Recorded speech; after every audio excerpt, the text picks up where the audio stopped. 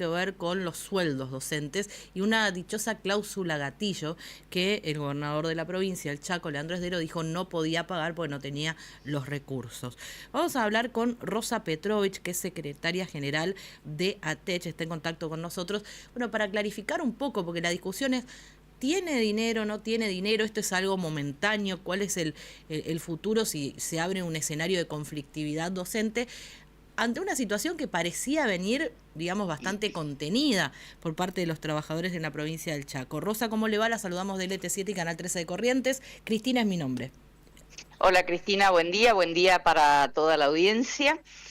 Bueno, sí, efectivamente el gobierno lo que ha hecho es reinstalar el conflicto docente en la provincia, anunciando que con los sueldos del mes de julio, como correspondía que fuera, digamos, que se pagara, no va a pagar la cláusula gatillo, que es una herramienta que supimos conseguir los docentes del Chaco a través de ATECH y todo el frente gremial con una protesta masiva en frente a gobiernos anteriores, y desde 2019 en adelante tenemos esta herramienta en nuestros salarios precisamente para ir corrigiendo los desfasajes por inflación que se aplicaba de manera trimestral sobre el acumulado, direccionado al sueldo en blanco, abarcando a la totalidad de nuestros colegas docentes. Bueno, nos encontramos con el anuncio del gobernador de que no va a pagar porque no puede hacerlo, según el informe del gobierno, porque la situación financiera no permite. En realidad lo que planteamos es que, bueno, hemos hecho pública también la posición nuestra respecto, desmintiendo esto de que es imposible porque el 100% de la coparticipación de la provincia va a salarios. Seguimos la situación financiera, decimos atentamente. Aquí no se fijan las prioridades por atender claramente, ¿no? Escuchábamos al gobernador por ahí decir, mi alianza es con los docentes, no con los gremios. La verdad, nosotros no pretendemos ninguna alianza, pero la única alianza que se pone sobre el tapete aquí es la alianza del gobierno de la provincia con el gobierno nacional, aplicando un brutal ajuste para los siempre ajustados. Sí. Tanto es así que comenzaron con el sector docente. Recordarán ustedes, cuando asumió el presidente de la Nación, lo primero que hizo fue liquidar el fondo de incentivo docente, liquidar el fondo de conectividad, los planes socioeducativos de alto impacto social, y no tuvimos un solo reclamo del gobierno provincial ante Nación para la restitución de esto, como tampoco escuchamos reclamos de nuestro gobierno provincial a Nación para que mande los fondos de ANSES, que legalmente está obligado y le corresponden a nuestra provincia, digamos, para con exacto, para solventar parte del déficit previsional, y sin embargo arremeten contra los derechos de los trabajadores. El año pasado... Petrovich, buen día. Marcelo Insaurralde en este caso. Hola, Marcelo. Dice el gobernador de que ahora ustedes se acordaron de reclamar y que a las gestiones anteriores nunca le reclamaban nada en cuestiones salariales. Por favor. La verdad que, digamos, el cinismo al palo, podemos decir, ¿no? El gobernador era diputado cuando gobernaba la oposición y acompañó en la calle muchas luchas nuestras de los trabajadores de la educación. Era el principal defensor de nuestra cláusula gatillo, que la habíamos logrado los trabajadores de la educación a través de la lucha organizada de los gremios como ATECH y todo el frente gremial. Desde 2019 logramos incorporar la cláusula gatillo en nuestros salarios. Es más, iba a las fiscalías a denunciar los descuentos por días de paro que practicaban otros gobiernos, y ahora está liquidando a los docentes con los descuentos por días de paro. Sí. Digo, la verdad, desde el otro lado del mostrador es totalmente distinto, digamos, a lo que planteaba desde el lugar de oposición, Rosa, ¿no? Pero, a ver, yo entiendo el acuerdo político con el gobierno nacional, pero ¿cuál es la situación financiera de la provincia del Chaco? ¿Realmente no tiene plata para pagar esta cláusula gatillo? Que no sé cuánto representa para el sueldo de un docente y cuánto representa para las cajas del Estado. Miren, la cláusula gatillo, para que tengamos idea, digamos, es para empatarnos con la inflación, ¿no? Ahora, con los sueldos de julio, que ya anunciaron que no van a pagar y por eso se desata el conflicto, correspondía que nos pagaran un 6,05% más a los sueldos de los docentes activos y pasivos por la inflación que tuvimos en el segundo trimestre del año. Ellos aseveran que ocupan el 100% de la coparticipación. No es verdad, nosotros lo hemos hecho público, seguimos atentamente la situación financiera de la provincia, fijamos la posición de manera, y nunca nos desmienten, porque seguimos con responsabilidad y decimos sobre la base de los números reales y concretos. El tema es que acá en la provincia no se fijan las prioridades por atender. Si ustedes ven, tenemos despilfarro de dinero para la cabalgata de la fe, para propagandizaciones, digamos, del gobierno, para 1000 cuestiones que no tienen que ver con atender las necesidades básicas de la gente, que tienen estrecha relación con los salarios. Definitivamente esa es la situación que tenemos. Escuchamos al gobierno decir porque le tenemos que pagar los intereses de una deuda en dólares que traemos de arrastre de gestiones anteriores, deudas en dólares que nosotros las criticábamos y que ellos, sin embargo, desde el lugar de oposición, cuando eran diputados, como el propio gobernador, levantaban la mano para aprobar. Entonces, acá no es que tienen que venir a cargar las responsabilidades de ellos mismos sobre las espaldas de los siempre ajustados. Esto tiene que ver con la política de brutal ajuste que baja Nación y que aquí se cumple a pie juntillas. El gobernador decía estos días, mi alianza es con los docentes, no con los gremios. La verdad que la única alianza que aquí se vislumbra del gobierno de la provincia es con el gobierno nacional, definitivamente. Petrovich, buenos días, Gustavo Gamboa. En este caso, para complementar la pregunta de mi compañera, usted dijo, bueno, esto significaría un 6% de incremento en el sueldo de los docentes. ¿Cuánto gana un docente a un cargo testigo, por ejemplo, y a cuánto iría en plata, digamos, el incremento en el caso de que se ejecute la cláusula gatillo? Bueno, definitivamente el salario inicial de un docente en la provincia del Chaco no alcanza a 760.000 pesos. Ese 6% significaría un 42.000 pesos miren de lo que estamos hablando. Rosa, ¿cómo continúa esto? Hoy han convocado medida de fuerza. ¿Cuántos sindicatos docentes hay en Chaco? ¿Hay unidad gremial?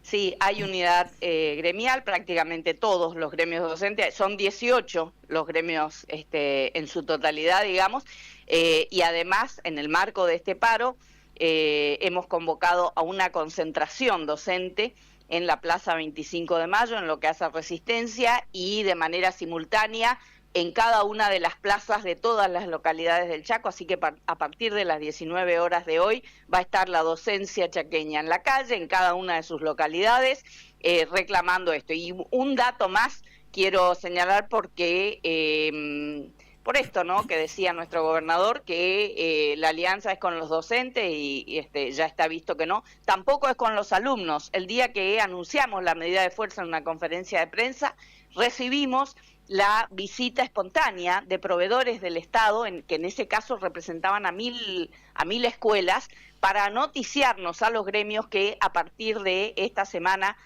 no va a haber comedores escolares, no va a existir el servicio de comedores escolares para los chicos porque el gobierno no les paga las partidas desde marzo último en adelante, digamos, y además de nadie atenderlos. Petrovich, hay una herramienta que cuenta el Estado en estas circunstancias y ustedes la saben muy bien.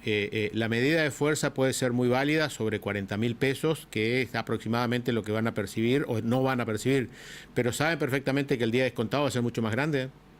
Sí, no, claro que lo tenemos presente, en una clara contradicción también del gobernador en particular, ¿no?, que hasta que era oposición iba a denunciar a las fiscalías, digamos, los descuentos por días de paro que hacían las otras gestiones de gobierno, ¿no? Así que sí, no, los docentes lo tenemos muy claro y que claramente rechazamos de plano, y también estamos analizando algunas cuestiones en el plano judicial, inclusive, pues si el propio gobierno incumple con lo que debe cumplir y todavía te va a castigar, digamos, es la misma metodología del gobierno nacional que viene apaleando a los jubilados, sin ir más lejos, miércoles a miércoles, ¿no? Porque es un modelo de ajuste brutal sobre el pueblo que pretenden que cierre con represión, claramente. Rosa, me quedé con esto que dijo del tema de los comedores. ¿Cómo es eso? O sea, ¿qué tienen o qué tenían los estudiantes chaqueños como servicio de comedor? Si era para todos, qué incluía y cuántos van a dejar de tener ese servicio ahora. Bueno, se imaginan que los proveedores que nos visitaron espontáneamente representaban a 1000 escuelas. escuelas. 1000 escuelas. Que tenían a 1000 escuelas, y son más de 2.800, digamos, ¿no? Los que estaban ahí representaban a 1000 nomás. ¿Y qué les daban? Son los proveedores un que almuerzo, leche, brindaban una vianda de comida, que en la gran mayoría de los casos es el único plato de comida que tienen los chicos, y que tenían hasta antes del receso de invierno, que a partir de ahora no van a brindar porque el gobierno no les paga desde el mes de marzo esa ración de comida, digamos, que venían brindando para los chicos en las escuelas. La situación realmente es muy grave, y si el gobierno no establece las prioridades por atender, esto se va a tornar inclusive en la profundización del conflicto, ¿no? Rosa, muchas gracias, muy amable. Gracias a ustedes, hasta luego. Bueno, Rosa Petrovich, que es representante, referente de uno de los gremios docentes en Chaco, queríamos conocer un poco más de esta situación. Bueno, llamaba la atención ante un clima de cierta tranquilidad que se percibía en la provincia del Chaco. Bueno, aparece este conflicto que tiene que ver con una cuestión salarial, pero que también nos trajo como novedad esto de los comedores.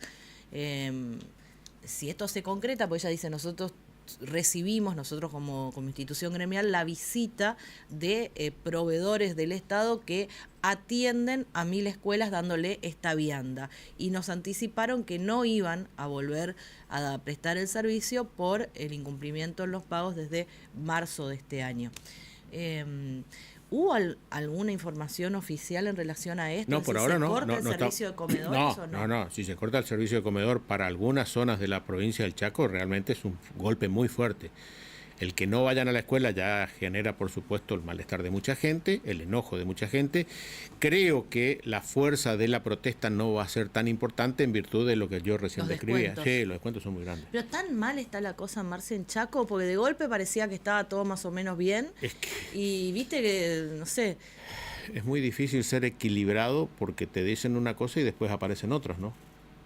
O sea, la discusión es si digamos, el acuerdo con el gobierno nacional implica también el mismo manual, o realmente no tiene plata Esdero y digamos, no le alcanza para pagar los sueldos. De que en algunas circunstancias existe el mismo manual, O te das cuenta de que hay un ajuste, un achique.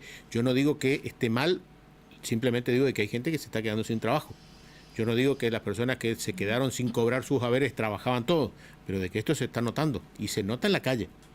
Vos sabés que hay gente de Chaco nos miran y nos escuchan bastante, ¿no? Entonces, cuando sale algún tema de esto, hacen una captura de pantalla de un mensaje publicado en redes sociales, Nico, ahí te lo pasé, en 2020. Sí. La cuenta oficial de Leandro Esdero. Creo que esto es lo que denunciaba y por ahí lo que molesta bastante a los gremios. También no es lo mismo estar ser oposición a ser gobierno, pero en aquel momento quien hoy es gobernador había escrito: el aumento docente no se ajusta a la realidad, lo que correspondía de acuerdo a la cláusula gatillo era 7,8% al valor de punto retroactivo al 1 de abril y del 5,8% retroactivo al 1 de julio, es decir, 13,8%, y a abordar el aumento nuevamente. Además, la docencia merecía recuperar la pérdida del poder adquisitivo en los años 2017 y 2018 debido a que la inflación superó el porcentaje de incremento salarial docente. Además, eliminar los montos en negro porque esto perjudica a los jubilados, por lo que considero hoy el aumento no debe ser menor al 30%. Yo entiendo que esto es lo que le reclaman desde el sector, el cambio de discurso. El tema es, hay cambio de discurso sin duda, o hay cambio pero hay cambio de situación financiera, quizás antes había dinero y hoy no. Sí, no, la discusión seguramente en lo económico es muy diferente. El gobierno anterior, la Nación, permanentemente los asistía, porque el Chaco estaba... Bueno, hoy seguimos alineados, ¿no? Porque hoy también Esdero está alineado. La diferencia radica de que antes mandaban dinero extra a través de ATN, hoy no hay ATN para al menos el Chaco, y los que hubo hay que devolverlos, y se genera esta problemática. El tema cambia en el discurso, que tiene que ver con que ayer vos pedías esto, ayer iba a las fiscalías a hacer denuncias pertinentes con respecto a los descuentos salariales. De eso es cierto. Esdero encabezaba las protestas desde esta órbita. También es cierto que se posicionaba como candidato a gobernador en ese entonces, tenía aspiraciones personales. Pero es como, como dijo Cristina, o sea, las situaciones financieras han cambiado. A ver, ¿qué pasaba cada vez que Argentina necesitaba dinero? argentinos, Chaco, ¿qué hacían? Maquinita, Sí. tomate, mandi, chao. Y era lo que nos generó inflación, lo que nos generó déficit constante, lo que le dio la posibilidad a Milei de ser presidente hoy. Los argentinos en su mayoría votaron por, encuadrémonos en caja esto. No, está bien, perfecto, pero acá hay un incumplimiento de un acuerdo. Porque la cláusula gatillo es un acuerdo. No, está bien, Marcelo. Y, O sea, y vos decís, ajusta- generalmente la cláusula gatillo se solventaba con maquinita. La cláusula gatillo No hay es un gatillo, si no hay acuerdo que maquinita, vos ¿qué haces? asumiste, es un acuerdo que vos asumiste y que lo tenés que cumplir. Ajá, ¿Por qué ¿con qué? enojó tanto la cabalgata de la fe? Porque se ¿Por gastó qué? Porque Es viste lo mucha que de te plata, dicen es, es mucha plata. en realidad son las prioridades. Claro. Lo que te plantean no es que no hay plata, o la poca plata que hay se destina a cosas que no son prioridad. ¿Por Sí. qué no? ¿Qué enojó la cabalgata? Porque la cabalgata La cabalgata de la gente no agarra cada uno su caballo y No, se va al caballo. a ver, ahí radica el problema con cualquier tipo de expresión de fe. Es una expresión de fe que nace en una estructura política. La cabalgata de la fe no es una cabalgata que nace en forma espontánea por la devoción que existe en Corrientes para con la Virgen María. Son dos cosas totalmente Es que el diferentes. gobierno le compra los caballos. No, pero el alquila gobierno, caballos, el que ¿por qué? inició este proyecto se llama Ángel Rosas, es su devoción y su muestra de fe permanente a San Pantaleón. Y bueno, que agarre su caballo y se vaya a La verlo. ermita de San Pantaleón está en Pampa del Indio, la cabalgata nace en la ciudad de Quitilipi y desde el momento en el cual se anuncia la cabalgata de la fe es el Estado el que se involucra en todo. El Estado se involucra en movilizar 400 efectivos de policía, el Estado es el que se involucra en contratar 20 profesionales veterinarios para estar acompañando, es el Estado el que lleva la pastura, el Estado el que lleva el agua, el Estado el que contrata Perfecto. a los músicos para... Perfecto, está clarísimo. Ahora, a ver, para mí es una cuestión como la del... Me voy a poner en contra un montón de gente. El tema de... Yo creo que el Congreso no le puede decir al Ejecutivo cuánto tiene que pagar sueldo. Para mí no va, ¿viste? Porque el Congreso le puede decir a Milei que hay que aumentarle el 500% a los jubilados y si vos no tenés plata, no tenés plata. Me parece lo mismo en Chaco, digamos. O sea, si no tenés plata, no tenés plata. Si vos decís, mira, yo quisiera pagarte la cláusula gatillo, pero no tengo un mango para pagarte. Ahora, también es cierto este otro punto. Escuchá, vos me estás diciendo que no tenés plata y te gastó una fortuna en la cabalgata de la fe. Suspendés la cabalgata de la fe. ¿Por qué no suspendés? A ver, ¿qué va a pasar si suspendés la cabalgata de la fe? ¿Dios te va a castigar? No, pero por Suspendelo, eso- ya pero por está. eso, Si no tenés plata. este Si es vos, el- a ver, ese- no solo hay que... a ver, vos tenés que demostrar también con hechos de que lo que está... Che, la verdad es que no tengo ni 5. ¿Qué sé yo te estoy debiendo plata con Marcelo. Te estoy debiendo plata. Vos me prestaste y yo te estoy debiendo y digo, mira, Marcelo, no tengo ni 5. Prácticamente hace un asado para 40 personas. Claro, me voy a comer la costanera. Claro. Y me dice, ¿vos me estás jodiendo, Gustavo? Bueno, lo mismo. Yo no digo que a lo mejor la finanza del Chaco no que se tire plata para arriba, le sobra plata. A lo mejor están ajustadísimos. Sí, porque No haga la cabalgata de la fe. el quiebre parece que fue con la dichosa cabalgata. O sea, eso parece que... obviamente, si le hubieran pagado la cláusula gatillo, no hubiera habido... Pero lo que escucho en todos, por eso quería hablar con alguien de allá, es esta molestia por gastos que entienden que no sé cuánto sea, por lo que vos decís, no parecería ser algo tan costoso. Estoy casi O sea, convencido. movés policías claro, y sí, bueno, pero estoy es parte casi de convencido cualquier de evento. que el costo final de la cabalgata no cubre la necesidad de la cláusula Pero es lo gatillo. simbólico. Es la cuestión simbólica. Y a esto sumarle algo que mañana no voy a poder pisar resistencia, que automáticamente. Para alguien tiene un lugar para que Marcelo duerma acá, vamos a asegurar eso. No, ya Pelosa, me- acá te mira, Ahí está. Ya me corrieron a la mañana, ahora me van a correr allá. Tiene que ver con que en las últimas horas de la semana pasada se exhibieron cuestiones vinculadas a la pauta publicitaria. Y esto generó molestia.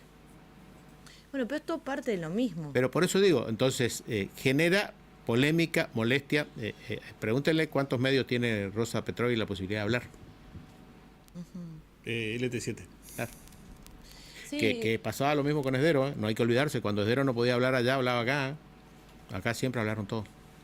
Bueno, 8:26. Si hay gente que nos está escuchando de Chaco, que sé que es un montón, que nos cuenten cómo viven estos. Si por ahí es un microclima y en realidad el resto de la sociedad, digamos, que no es docente, no lo ve como un problema grave.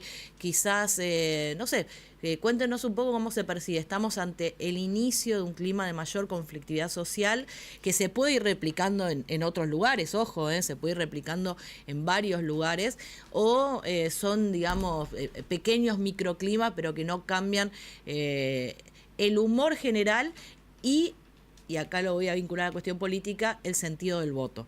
Porque si vos me decís, la gente en Chaco que acompañó en la última elección parlamentaria esta alianza entre Esdero y La Libertad Avanza, porque fue el espacio político más votado, ahora con todo lo que pasó en octubre le va a dar la espalda, bueno, yo te digo, sí, hay un humor político, un humor social que hizo cambiar el sentido del voto y otra cosa. Pero decir, no, va a arrasar en octubre otra vez, no importa nada, bueno, quiere decir que son microclimas, pero no mueven la aguja. Lo que sí van a tener que replantearse son algunos nombres de candidatos, porque hoy podríamos llegar a tener novedades. Hoy podríamos llegar a tener novedades. Finaliza ¿No es el señor esa que nosotros le preguntábamos el tema de ANSES siempre? Hoy, exactamente, sí. ¿Capi es el nombre o es No, Alfredo. Alfredo Capi es sobrenombre. Alfredo Rodríguez. Capi, no. Recordemos que hoy la justicia reinicia sus actividades después de la feria judicial de invierno. ¿Qué pasó? Y el presidente de La Libertad Avanza en la provincia del Chaco será citado por la justicia porque se le imputa haber utilizado el padrón de ANSES para armar su partido político. ¿Cómo es eso? Y personas que están dentro de la grilla de ANSES, que reciben algún tipo de beneficio, personas que son analfabetas, no videntes, fueron incorporados al padrón, a la grilla de afiliados partidarios. Esto es lo que está investigando. Afiliados, claro, para que de esta forma vos tengas la posibilidad de armar tu partido político. La cantidad de necesitas un número de firmas para ser partido en una provincia. Exactamente. Y esto es lo que hoy el doctor Sabadini estará convocándolo para darle a conocer. Pero tan burdo, así el tipo... A ver, ¿por qué lo indaban? Porque creen que decía personas que... eran personas que eran analfabetas. Miren, cuando lleguemos a todos los partidos Libertad Avanza en el país, vamos a ver si son o no son tan burdas. No, me parece... Y vamos a ver si solamente se animaron en el Chaco y si se van a animar en otras provincias. ¿Puedo decir que hacer un partido tan rápido por ahí... Llama la atención, por lo menos. Llama poderosamente la atención. Sobre todo cuando no... ¿Cuánto necesitas para hacer un partido? ¿3.000? ¿Cuántos son en función de...? 1.800 personas. 2.800. Depende el padrón más o menos, pero ese es el promedio de si hay nuestra muchos zona. más militantes libertarios gustosos de ser parte del partido, ¿cómo van a tener...? No me cierra. Pues no es tanto. O sea, nosotros nos ponemos las pilas, traemos, no sé, y no es tan difícil Vamos hacer a hacer un partido. Bueno. No, pero por eso me llama la atención que tengan que recurrir a usar un padrón de poner a gente que no tiene idea. Pero a lo mejor tal vez es más fácil. Salir a buscar 2.800 cuesta un trabajo, un laburo, todo. Agarrar un padrón de gente y listo, metele. Además en el lanceo voto contaba hasta inclusive con la fotocopia del documento, que es lo que te exigen, ¿no? Claro, tenía todo, pero igual, vos me decís, bueno, te piden 260.000 personas y sí, no vas a sacar de las piedras de buscar gente. Que vengan las personas y certifiquen, no, sí, bueno, todo esto surgió en virtud de una denuncia de una persona diciendo que yo aparecí en un partido que no tengo nada que ver. 4 por 1.000. Claro, 4 personas por cada 1.000 habitantes. No, 4 por 1.000. Sí, 4 por 1.000. 4 personas por cada 1.000 habitantes. Vamos a sacar las cuentas. Hacer un cálculo, por ejemplo, en un día. Pero si esos son partidos provinciales, tiene que hacer por 1 millón de... No, tiene que ver seguramente 4 por 1.000 sobre votantes activos, no debe ser sobre habitantes. No sé. Me cuesta creer que no sé, que no logres, digamos, juntar la cantidad de... Bueno, no sé. Por ahí es una práctica más habitual. Bueno, 8:30. ¿Cuál 3.800 te necesitarían en Corrientes? ¿Sobre cuánta cantidad? 950.000 electores. Claro. ¿Cuánto? 3.800. Por eso. Es lo que... Con razón que hay tantos partidos. Tenés que subir, para mí tenés que subirle el... Bueno, sí, ¿Cuántos partidos para estas elecciones? ¿Como 60? 61, 62. Tenés que tener un poco más de gente, capaz, ¿o no? Para que haya menos Mayores sellos. exigencias. Y controlar a ver que esa gente realmente sea gente. La militante. Y sí. Bueno, 8:30. Hablando de cosas varias, ya está publicado el padrón oficial. Pueden entrar corrientes.padrón.gov.ar, si no me equivoco. Entran, ponen su número de documento. Lo único que les pido